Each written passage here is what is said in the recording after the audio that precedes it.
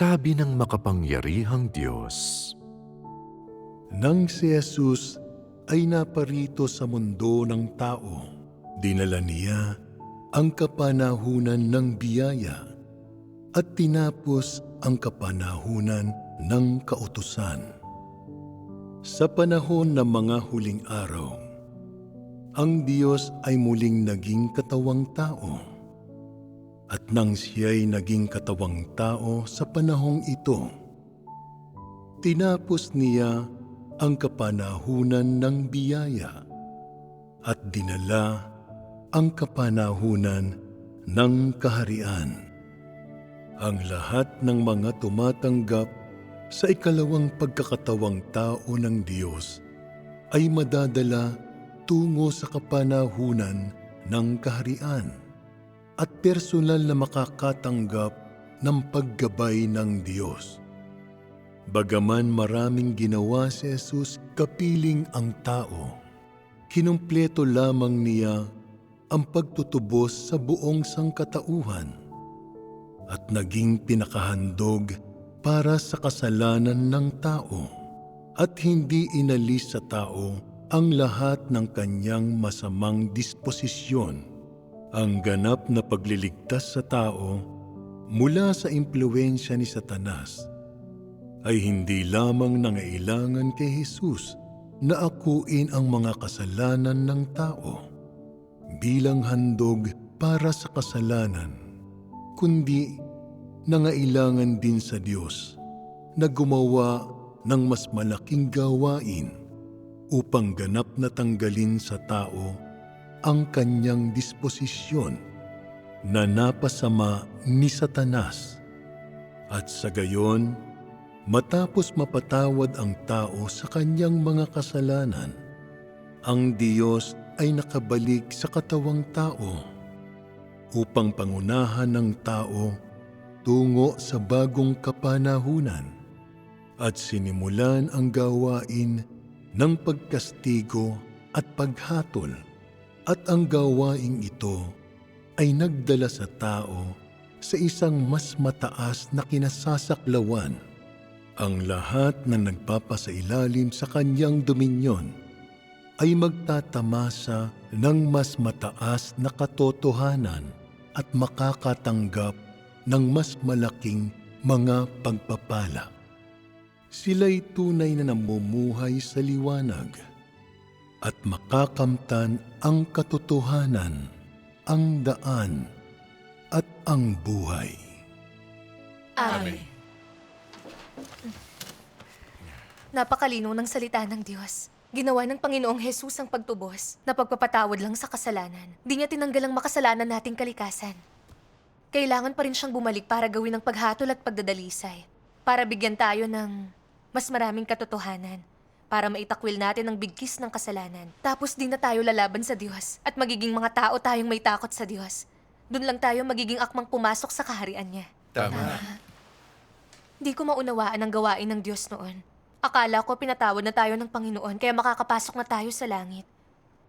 Pero matapos ang 10 taong pananalig, hindi ko pa rin maisagawa ang salita niya.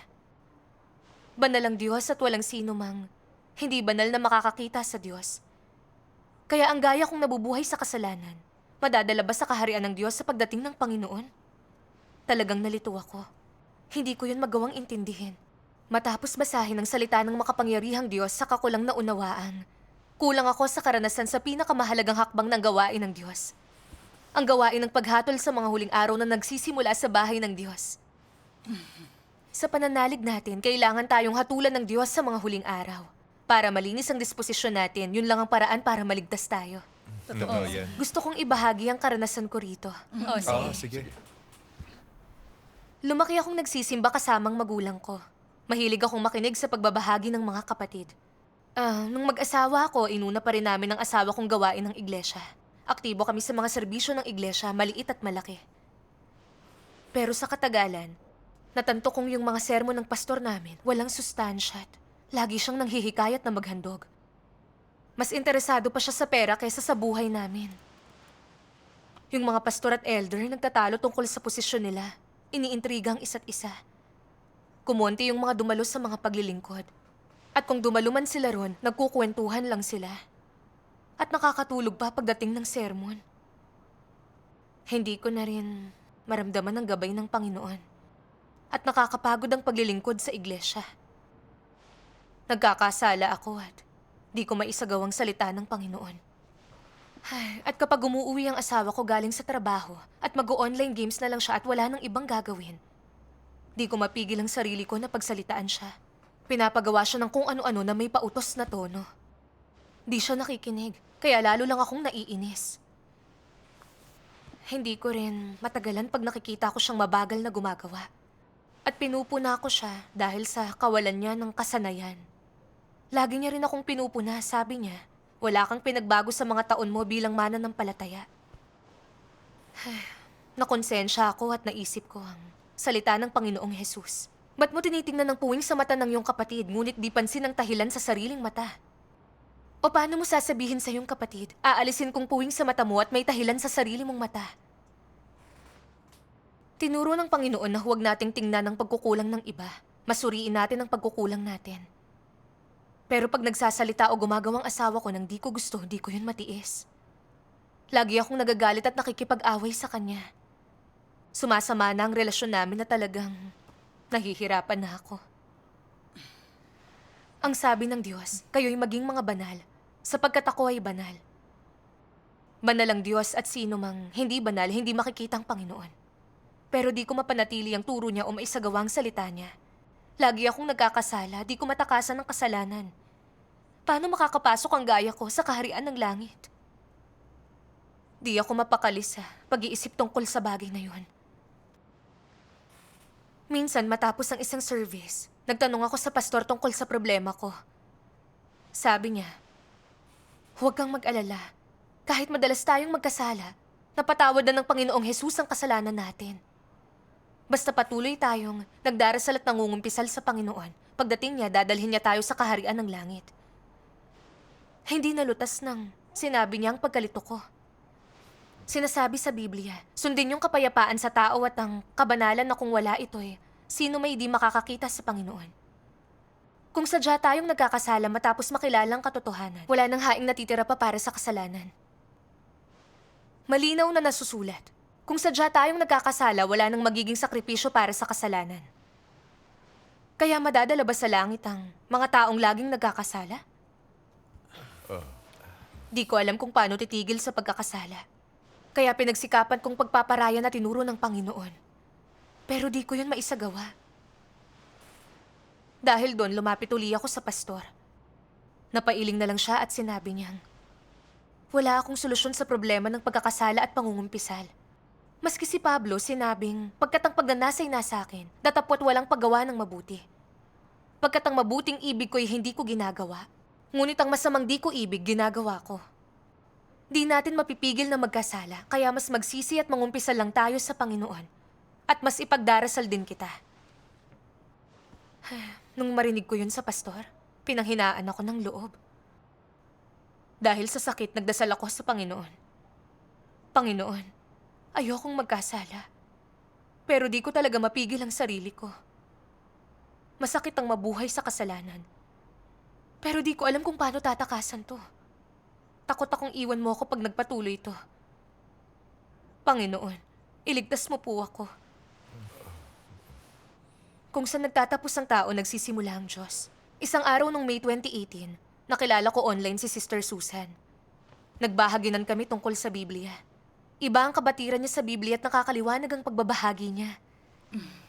Kaya binahagi ko sa kanya yung mga problema ko sa paghahanap. Sabi ko, ilang taon na akong nananalig, pero di ko maisagawang pagpapatawad. At lagi akong nagkakasala. Baka hindi ako makapasok sa kaharian ng langit. Sabi ng pastor, pinatawad na ng Panginoong Hesus ang sala natin. At hanggat nagdarasal at nangungumpisal tayo sa Panginoon, dadalhin niya tayo sa langit. Pero nalilito pa rin ang puso ko. Ano ba ang masasabi mo tungkol dito? Ang sabi niya, pinatawad nga ng Panginoong Hesus ang sala natin, pero di yun nangangahulugang nalinis na tayo o malaya sa kasalanan. Sabi ng Panginoong Hesus, bawat nagkakasala'y alipin ng kasalanan. Ang alipi di nananahan sa bahay magpakailanman, ang anak ang nananahan magpakailanman. Di bawat nagsasabi sa akin, Panginoon, Panginoon ay papasok sa kaharian ng langit, kundi ang gumaganap ng kalooban ng aking Ama na nasa langit. Di sinabi ng Panginoong Hesus na makakapasok tayo sa langit dahil pinatawad tayo. Sinabi niyang yung gumagawa lang ng kalooban ng Amang makakapasok sa kaharian ng langit. Amen. Pagkaunawa lang ng tao na makakapasok tayo sa kaharian ng Diyos dahil lang sa pinatawad ng sala natin, wala yung basihan sa salita niya. Isa ang nakita natin sa mga taon ng pananampalataya natin. Matapos manalig at mapatawad ang tao, patuloy silang nabubuhay sa pagkakasala, pangungumpisal, paulit-ulit lang. Pinapakita nito na ang pananalig sa Panginoon at pagpapatawad sa atin ay iba sa pagtakwil sa kasalanan at di yun nangangahulugang nalinis na tayo. Banal ang Diyos, hindi niya papapasukin sa kaharian niyang nagkakasala at lumalaban sa Kanya. Ang nakakasunod lang sa Diyos at gumagawa sa kalooban niyang papasok sa kaharian ng langit. Pagkarinig sa pagbabahagi niya, naisip ko, ganun nga. Kung papapasukin ng Diyos sa kaharian ng langit ang laging nagkakasala, paano maipapahayag ang kabanalan niya? Oo nga. Tama yun. Tinuloy niya ang pagbabahagi. Kahit nagdarasal at nangungumpisal tayo sa Panginoon at sinasagawang mga turo niya, kahit anong pagsisikap natin, napipigilan pa rin tayo ng kasalanan. Ano ang tunay na dahilan nito? Nagbasa siya ng ilang sipi ng salita ng Diyos. Sabay-sabay nating basahin. Sige. Bagaman maraming ginawa si Jesus, kapiling ang tao. Kinumpleto lang niyang pagtubos sa sangkatauhan at naging handog sa kasalanan ng tao. At di inalis sa tao ang tiwali niyang disposisyon. Ang ganap na pagliligtas sa tao mula sa impluensya ni Satanas ay di lang nangailangan kay Jesus na akuin ang kasalanan ng tao bilang handog sa kasalanan, kundi nangailangan din sa Diyos na gumawa ng mas malaking gawain upang tanggalin sa tao ang disposisyon niyang tiniwali ni Satanas. At sa gayon, matapos mapatawad ang tao sa kasalanan niya, bumalik na ang Diyos sa katawang tao upang pangunahan ng tao tungo sa bagong kapanahunan at sinimulan ng gawain ng pagkastigo at paghatol, at ang gawaing ito ay nagdala sa tao sa isang mas mataas na lupain. Ang nagpapasakop sa kapamahalaan niya ay magtatamasan ng mas mataas na katotohanan at mas malalaking pagpapala. Tunay silang mamumuhay sa liwanag at kakamti ng katotohanan ang daan at ang buhay. Kahit na ang tao ay natubos at napatawad sa kanyang mga kasalanan, maituturing lang tong di pag-alala ng Diyos sa paglabag ng tao at di pagtrato sa tao alinsunod sa paglabag nila. Ngunit pag ang taong namumuhay sa lamay di pa napalaya sa kasalanan, magpapatuloy lang siya sa pagkakasala, walang katapusang hinahayag ang sataniko niyang disposisyon. Ito ang pamumuhay ng tao, isang walang katapusang pag-ikot ng pagkakasala at kapatawaran. Karamihan sa tao ay nagkakasala sa araw upang mangumpisal sa gabi. Dahil dito, kahit mabisa para sa tao ang handog para sa kasalanan, hindi nito magagawa na iligtas ang tao mula sa kasalanan. Kalahati lang ng gawain ng pagliligtas ang nakumpleto, dahil may tiwaling disposisyon pa rin ng tao. Di madali para sa taong mabatid ang kasalanan niya. Di niya kayang kilalanin ang kalikasan niyang nag-ugat na ng malalim. Sa pamamagitan lang ng paghatol ng salita makakamit ang epektong to. Sa gayon lang, maaaring unti-unting mabago ang tao mula sa punto na yon. Amen. Sa pamamagitan ng gawain ng pagkastigo at paghatol, lubusang malalaman ng tao ang marumi at tiwaling diwa sa kanyang sariling kalooban at magagawa niyang lubos na mabago at maging malinis. Sa ganito lang magiging karapat dapat bumalik ang tao sa trono ng Diyos. Lahat ng gawaing ginawa sa araw na ito ay para malinis at mabago ang tao.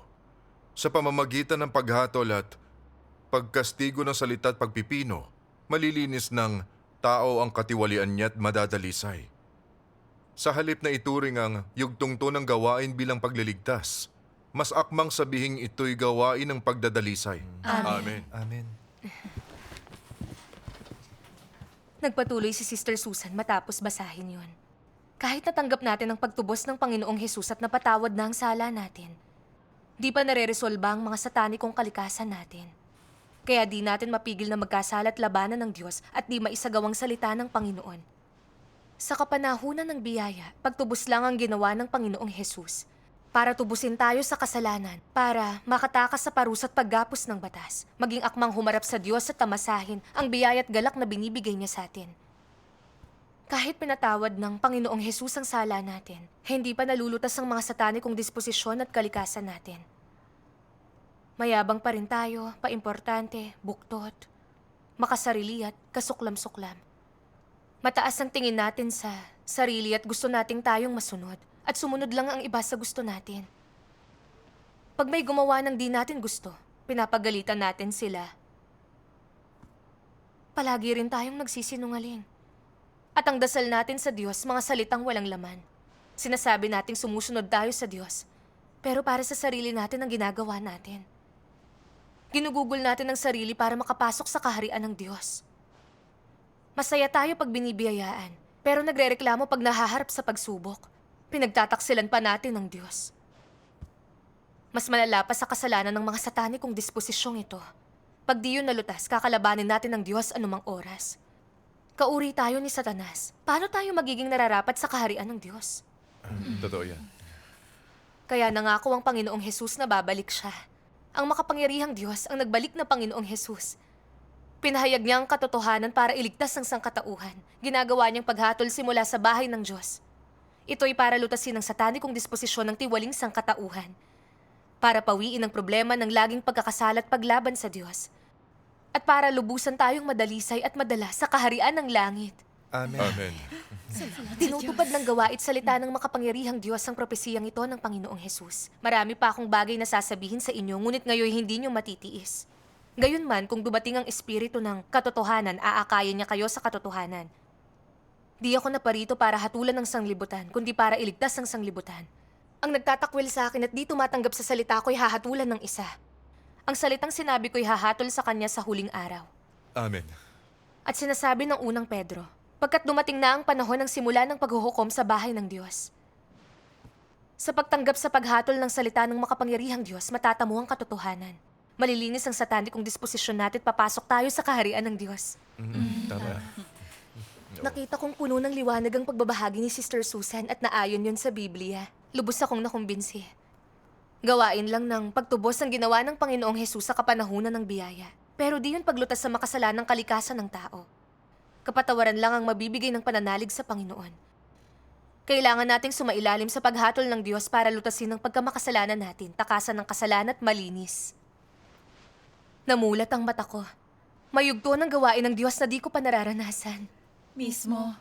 Binahagi ng sister na to na nagbalik na ang Panginoong Hesus at nagpahayag ng katotohanan para gumawa ng paghatol mula sa bahay ng Diyos para iligtas ang sangkatauhan. At sa huli dalhin tayo sa kaharian ng Diyos. Sabik na sabik ako. Agad kong tinanong si Sister Susan, paano ginagawa ng makapangyarihang Diyos ang paghatol para dalisayin tayo?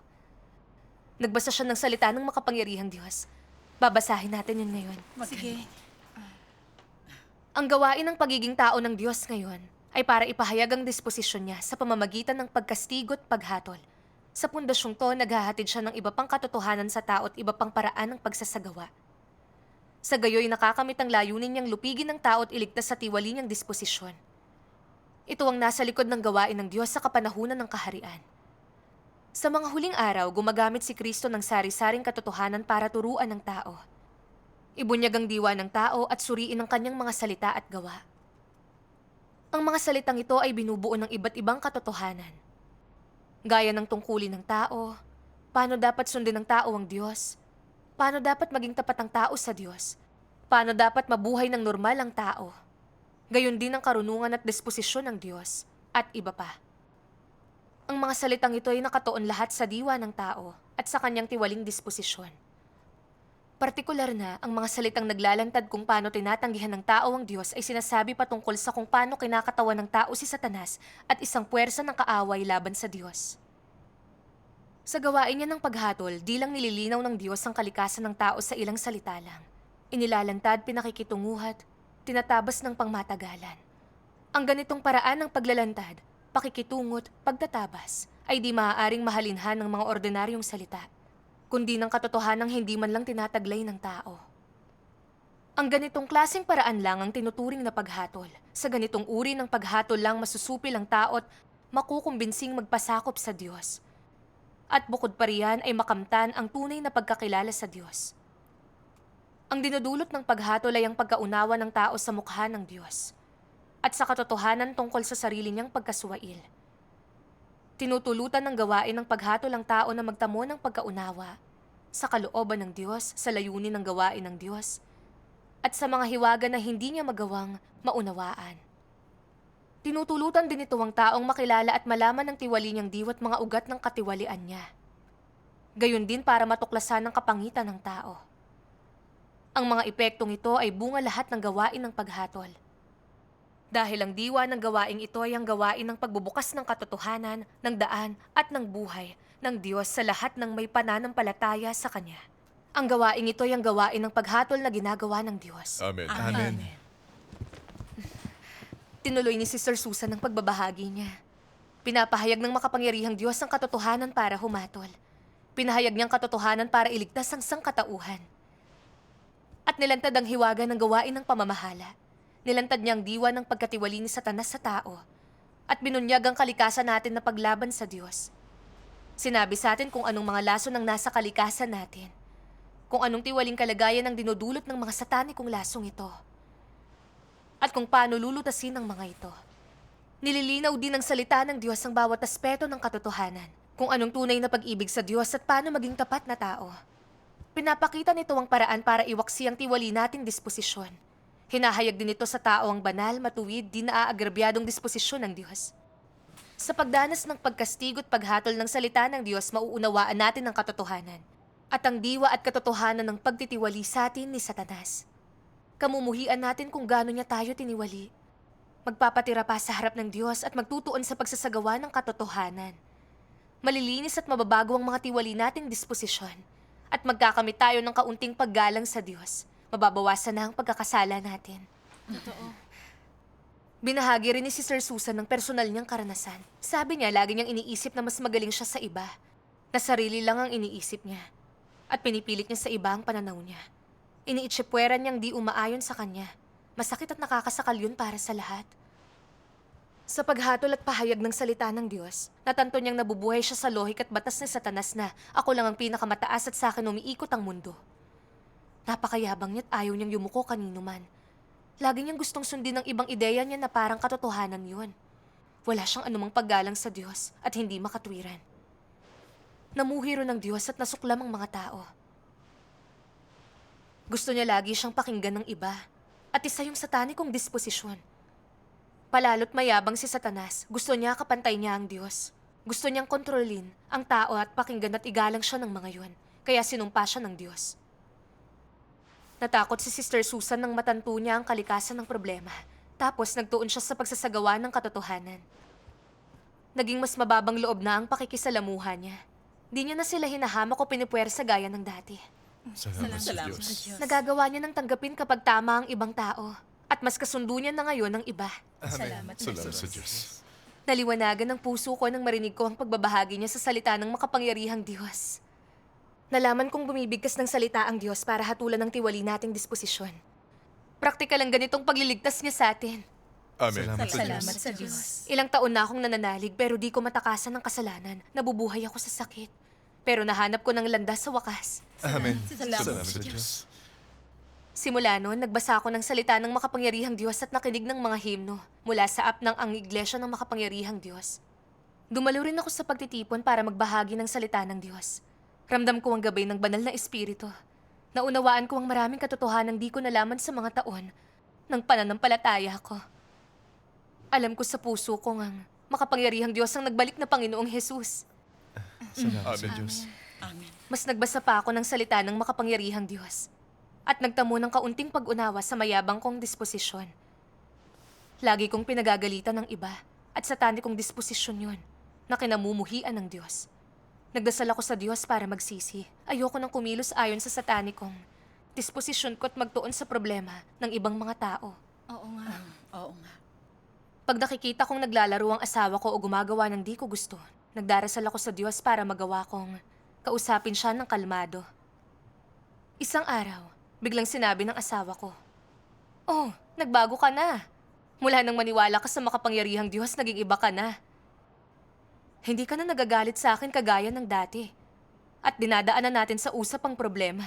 Oo. Salamat sa Salamat Diyos. sa Diyos. Paulit-ulit akong nagpasalamat sa Diyos. Alam kong nakamit ko yung lahat sa pamamagitan ng salita ng Diyos. Oo. Salamat sa Diyos.